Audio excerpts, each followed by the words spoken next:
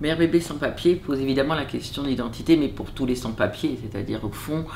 quand on en vient à en avoir perdu jusqu'à son nom, son inscription originelle, qu'on ne trouve pas de lieu d'inscription, qu'on est ballotté à la fois dans le réel, ballotté de lieu en lieu, une errance géographique, on peut être menacé d'une errance psychique, menacé de grave mélancolisation, et j'ai presque envie de dire, c'est là où la donnée de sans-papier est importante, c'est très différent des migrations antérieures, c'est-à-dire qu'aujourd'hui, dans le champ médiatico-politique, le sans-papier est un intrus, est un indésirable, et ces femmes rencontrent ça. Ce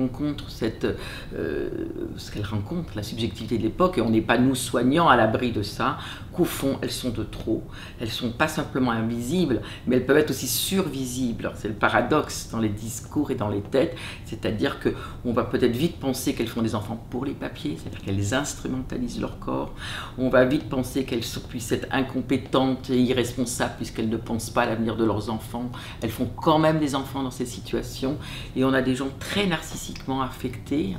d'être pris pour des irresponsables, des idiotes, et pour lesquels on peut même